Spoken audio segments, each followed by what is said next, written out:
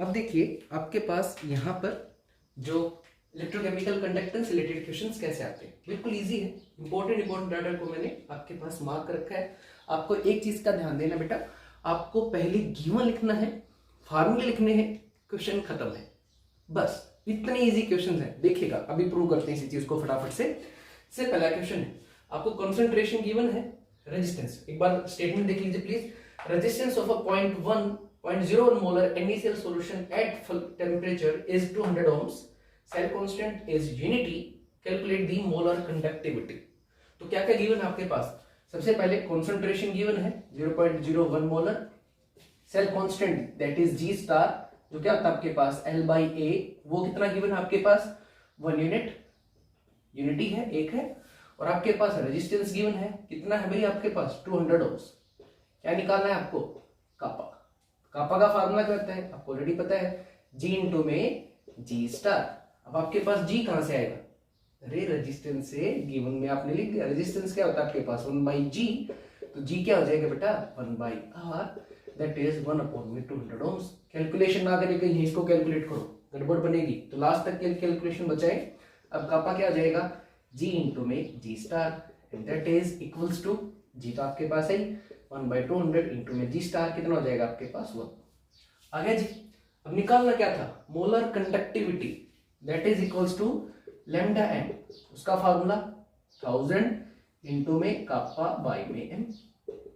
अब आपके पास कापा पहले से ही है, मोलरिटी गिवन है, निकाल दो। एक चीज का ध्यान दीजिएगा, ये सीबीएसई है तो यहाँ पर यूनिट्स आपके लिए बहुत इंपॉर्टेंट है। ऑब्जेक्टिव क्वेश्चनों में तो कोई दिक्कत नहीं आती, लेकिन यहाँ आपके लिए यूनिट बहुत जरूरी रहेंगे बेटा। तो जहां जहां पर आपको जरूरत हो, स्पेसिफिकली आंसर्स में आप यूनिट जरूर लिखें, तो बहुत इजी है। अगला क्वेश्चन देखो, थोड़ा सा लेवल अप करते हैं। अगले क्वेश्चन में क्या क्या गिवन है? अगले में इलेक्ट्रिकल रेजिस्टेंस गिवन है ऑफ 0.05 मोलर KOH। KOH है उसका इलेक्ट्रिकल रेजिस्टेंस यानी कि R गिवन है आपके पास कितना 5 इंटू 10⁻³ ओम। ये राजी। अब की बार सेल कांस्टेंट नहीं देखी, उसने क्या कहा? Length of the cell is 50 centimetre and area of cross section 0.625 centimetre square.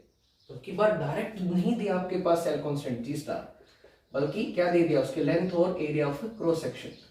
Length कितनी है जी स्टेटमेंट के अंदर 50 सेंटीमीटर, और एरिया ऑफ क्रॉस सेक्शन कितना है 0.625। इसको सोल्व कर लीजिएगा। 50 अपॉन में 625 इंटू 10⁻³ पहले भी बताया था, पॉइंट के बाद जितनी डिजिट है उतनी ही 10⁻⁻ बन जाएंगी। तो 3 थी तो 3 बना दी हुई। अब क्या निकालना है? Resistivity, conductivity and molar conductance. फटाफट से फॉर्मूले लिख दो जी। कंसंट्रेशन भी गिवन थी, मोलरिटी की फॉर्म में कितनी गिवन है 0.05, that is 5 into 10⁻² molar. Resistivity का फार्मूला क्या रहेगा? ठीक है, तो रेजिस्टिविटी ड्राइव कहां से होगी भाई? R से। R क्या होता है? रेजिस्टेंस। रेजिस्टिविटी इंटू में L/A सेल कांस्टेंट। तो भाई आपके पास यहीं से आ जाएगा रो इज इक्वल टू में R। इस पूरे को आप जी स्टार बोलते हो? हाँ जी बोलते हैं। उधर जाएगा तो क्या हो जाएगा R बाई में जी स्टार, दैट इज खत्म। तो रेजिस्टिविटी कितनी आ गई बेटा आपके पास? रेजिस्टेंस 5 इंटू 10⁻³ डिवाइडेड बाई आपके पास सेल कांस्टेंट, जो क्या हो जाएगा आपके पास, आपने अभी भी निकाला ही है 50 इंटू में ऊपर चला जाएगा 625 इंटू 10⁻³ फिर से कैलकुलेशन लास्ट तक के लिए बचा के रखें। सेकंड कंडक्टिविटी कापा, अरे आसान है 1/ρ, इसको उल्टा कर दो, खत्म, आ गया रेजिस्टिविटी से कंडक्टिविटी। तीसरा मोलर कंडक्टेंस लैम्डा एम, ये तो बच्चों का खेल है जी। 1000 इंटू में कापा, यहां से कापा निकल गया, थोड़ी सी कैलकुलेशन लास्ट में, अब यहाँ पे इसकी कैलकुलेशन आप कर सकते हो, फिर यहाँ से उसकी कैलकुलेशन आ जाएगी एंड 1000 कापा बाई एम। यहाँ से आपके पास कापा आ गया 1000 मल्टीप्लाइड बाई ये जो कापा आया वो डिवाइडेड बाई कंसंट्रेशन जो भी गिवन है 5 इंटू 10⁻³ दैट इज इट। देखो सारे बेटर रहेगा आप पहले फार्मूले लिखो तीनों, ये वाला और ये, उसके बाद आप सॉल्यूशन करो, क्योंकि हर एक फार्मूले लिखने के भी आपको पता है सीबीएसई स्टेप मार्किंग करती है तो उसके भी मार्क्स मिलते हैं। ऐसे डायरेक्ट कैलकुलेशन मेरी तरह जैसे मैं आपको सिखा रहा हूँ ऐसे करने के बजाय आप पहले फार्मूले लिख लोगे तो ज्यादा बेटर रहेगा बेटा। अब चलो बेहतरीन क्वेश्चन, ऐसे ऐसे क्वेश्चन 2 बार आए हैं जो भी अगला क्वेश्चन करने वाले हैं। देखो, resistance of a conductivity cell filled with 0.1 molar KCl solution is 100 ohms। Okay जी, एक सेल है जिसकी ये कंसंट्रेशन है और ये उसका रेजिस्टेंस है। उसी सेल के अंदर, सेम सेल के अंदर, जब आपने एक 0.02 मोलर केसीएल सॉल्यूशन डाल दिया तो आपके पास रेजिस्टेंस बढ़ के 520 ओम हो गया है, 520 ohms। तो उसकी कंडक्टिविटी निकालो। जो एक और चीज गिवन है, conductivity is 1.2 Simon centimetre inverse when concentration 0.1 molar. इस समय पर कंसंट्रेशन जब थी तो आपको कंडक्टिविटी भी गिवन है, तो इसको थोड़ा सा समझिएगा। ये है जी आपकी कोई भी इलेक्ट्रोकेमिकल सेल।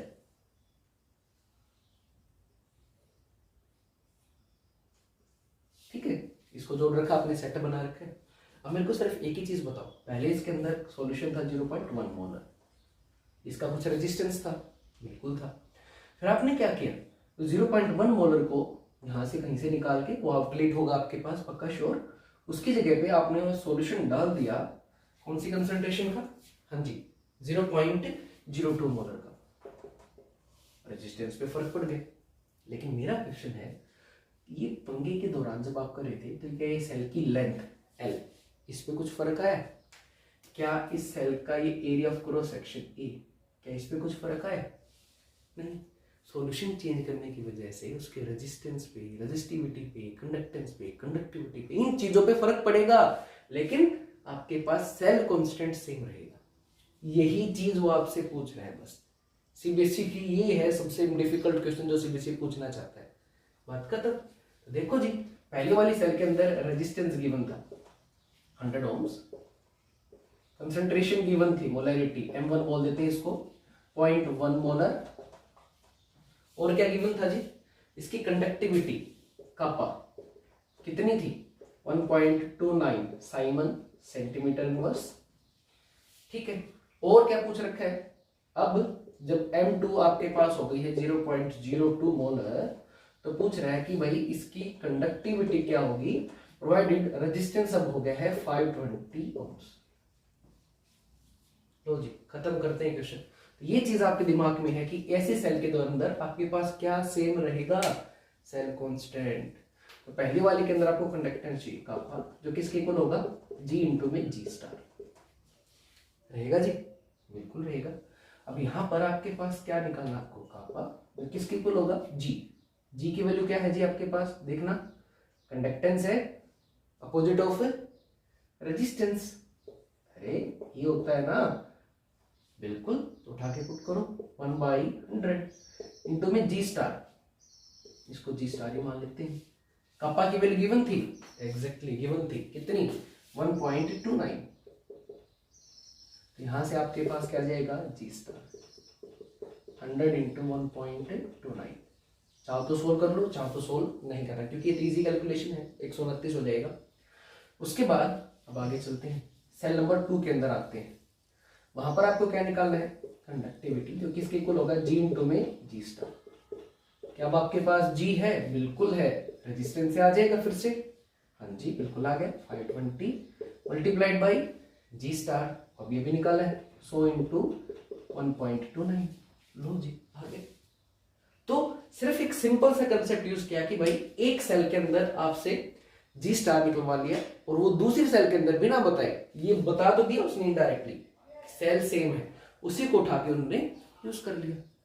ये है सीबीएसई जो इस कंसेप्ट के अंदर कहते हैं कि सबसे डिफिकल्ट क्वेश्चन, जो थिंकिंग लेवल के क्वेश्चन है वो ये है। देख लो, इतना इजी है बेटा ये टॉपिक। तो न्यूमेरिकल से डरना बिल्कुल है ही नहीं, बिल्कुल इजी होते हैं न्यूमेरिकल इस चैप्टर के अंदर, और इस चैप्टर के न्यूमेरिकल हो गए तो आगे तो बिल्कुल आसानी है। चलो अब आगे चलते हैं, लास्ट क्वेश्चन, बच्चों वाला क्वेश्चन सीबीएसई का, जो पिछले 10 इयर्स में है। Resistance of a conductivity cell containing concentration इतनी, सॉल्यूशन इज 150 ओम। तो रेजिस्टेंस दे दिया एक सेल का, what is the cell constant, G star पूछ रहा है जी, इफ कंडक्टिविटी इज दिस। अरे सीधा है, क्या, kappa is equal to G into में G स्टार। तो G स्टार क्या हो जाएगा, कापा बाई में G। तो G कहां से आएगा, यहां से आएगा, 1/150। अरे रेजिस्टेंस का उल्टा, और आपके पास कापा गिवन नहीं, दोनों का रेशियो ले लो, क्वेश्चन खत्म। तो इस तरीके से आपके पास क्वेश्चंस हो जाएंगे, आपने देख लिए होंगे। अब हम क्वेश्चंस देखते हैं खोलार्शला के। खोलार्शला कैसे आप करोगे। अब आप देखिए कि किस तरीके से डाइल्यूशन की वजह से आपके पास कंडक्टेंस बढ़ता है। तो आपके पास दो टाइप के इलेक्ट्रोलाइट होते हैं, सबको ही पता है, 11th क्लास से बात हो गई थी। ऐसे इलेक्ट्रोलाइट जो कंप्लीटली डिसोशिएट हो जाए, almost, that is strong electrolyte. और ऐसे डिसोशिएट जो पार्शियली हो, वो इलेक्ट्रोलाइट क्या हो जाएंगे आपके पास, वीक इलेक्ट्रोलाइट।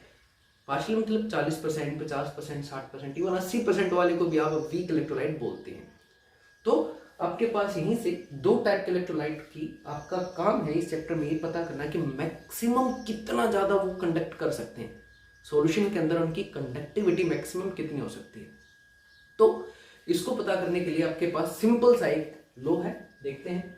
जब स्ट्रॉन्ग इलेक्ट्रोलाइट को स्टडी करने की कोशिश की गई तो उस टाइम पर पता चला कि स्ट्रॉन्ग इलेक्ट्रोलाइट की मोलर कंडक्टेंस किसी पर्टिकुलर कंसंट्रेशन पे विद रिस्पेक्ट टू आपके पास कंसंट्रेशन, जब ग्राफ प्लॉट किया गया तो वो ग्राफ आपके पास एक स्ट्रेट लाइन आया, डिसेंडिंग है, साफ दिख रहा है।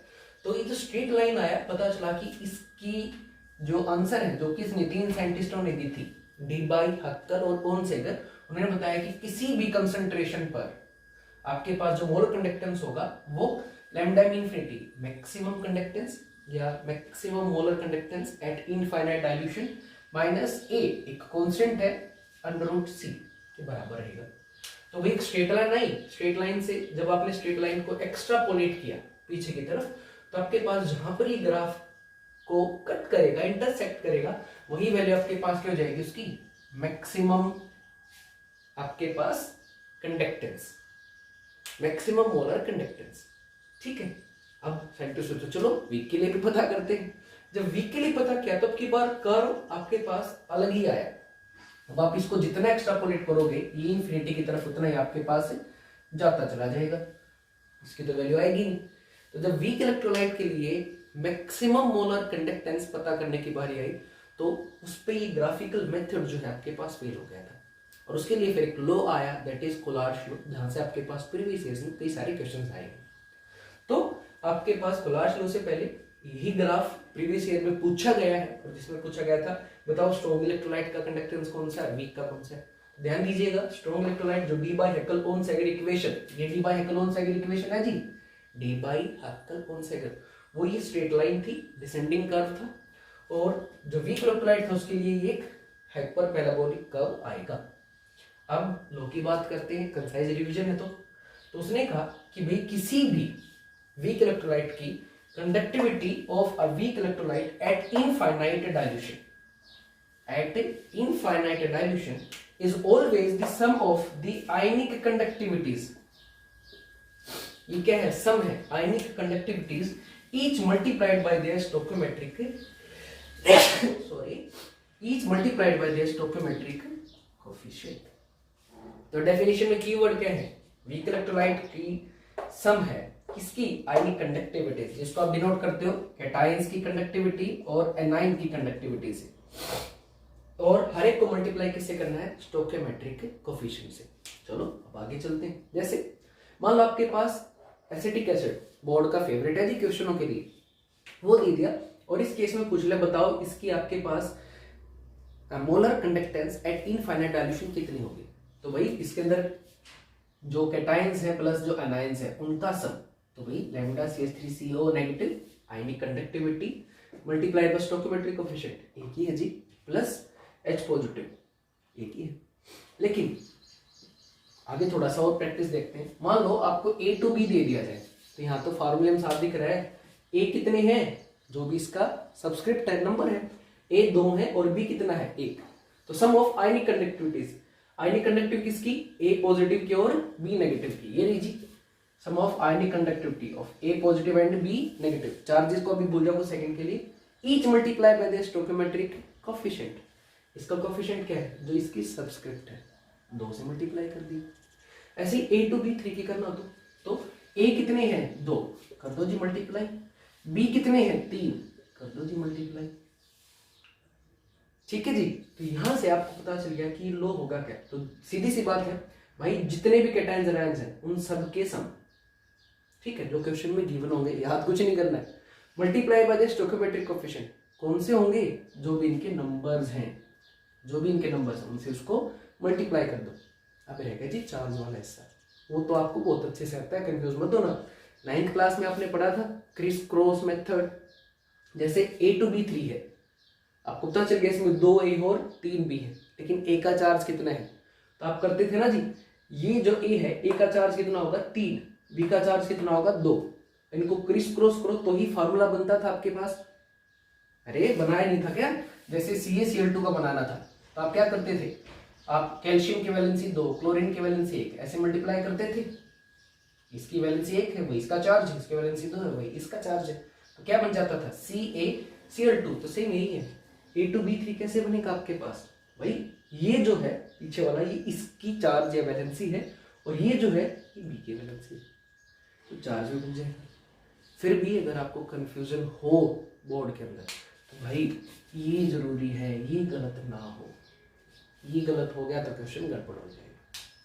अब बात करते हैं इसके एप्लीकेशन की। पहली एप्लीकेशन तो किसी भी वीक इलेक्ट्रोलाइट की molar conductance at infinite dilution निकालने की काम आता है, जिससे क्वेश्चन आएंगे आपके पास। दूसरा, वो कितना टूटा है। अरे कोई भी चीज कितनी टूटती है, जिसको डिफाइन कैसे करते हैं? Degree of dissociation. उसमें क्या कहते हैं? भाई टोटल कितना अमाउंट हमारे पास है डिवाइडेड बाय मैक्सिमम कितने थे। भाई टोटल कितना होगा किसी कंसंट्रेशन पे?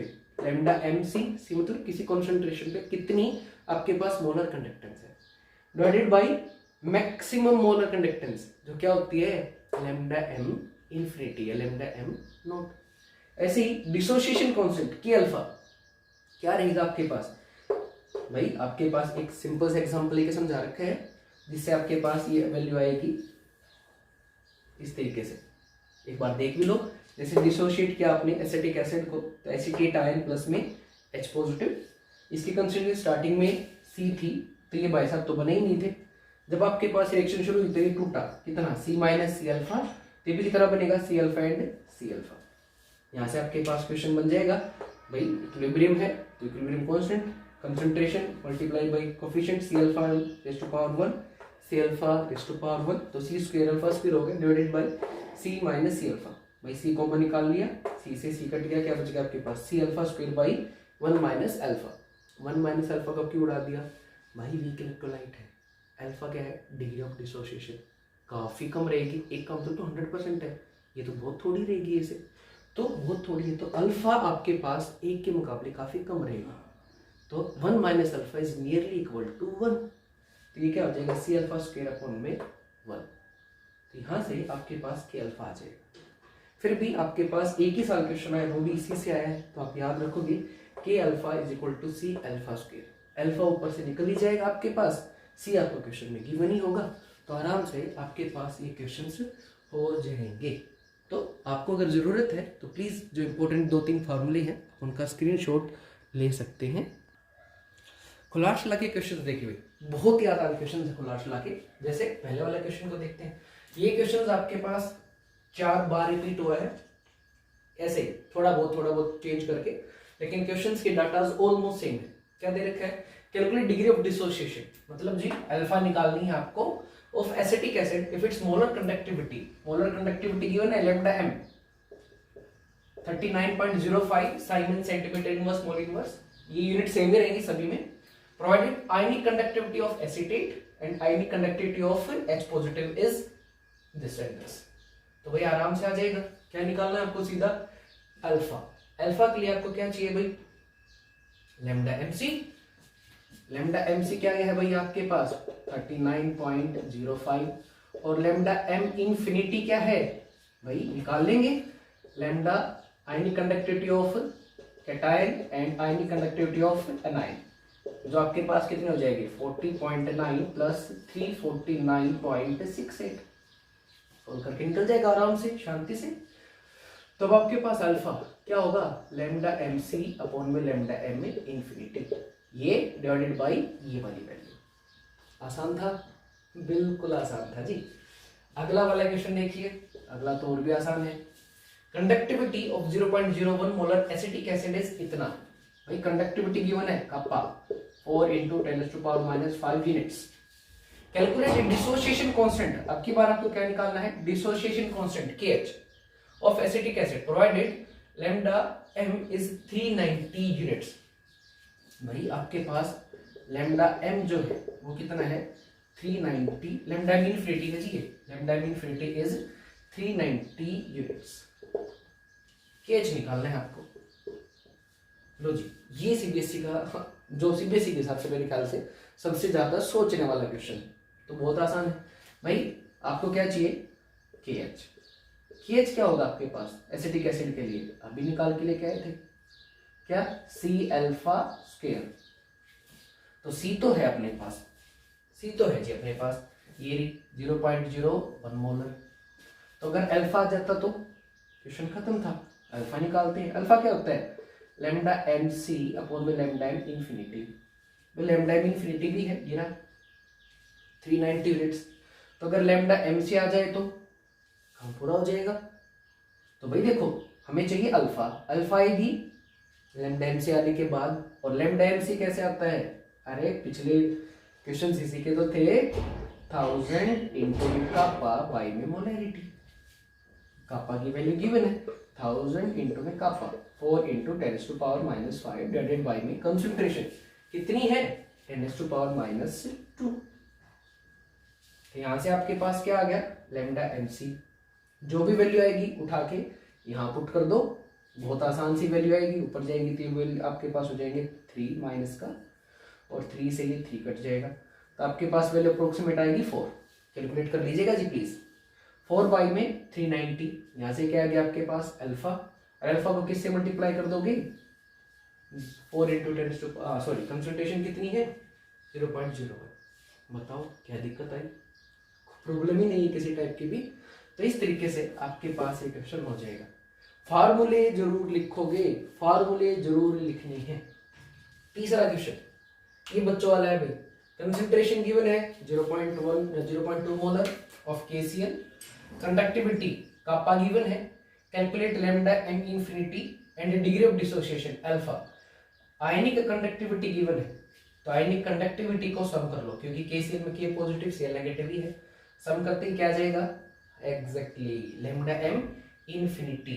लैम्डा M इंफिनिटी क्या रहेगा आपके पास, ionic conductivity of K positive plus में ionic conductivity of Cl negative. आ गया, यहां से क्या आएगा कापा से 1000 कापा बाई M, ये मोलैरिटी रही, यहां से आ जाएगा आपके पास लैम्डा MC।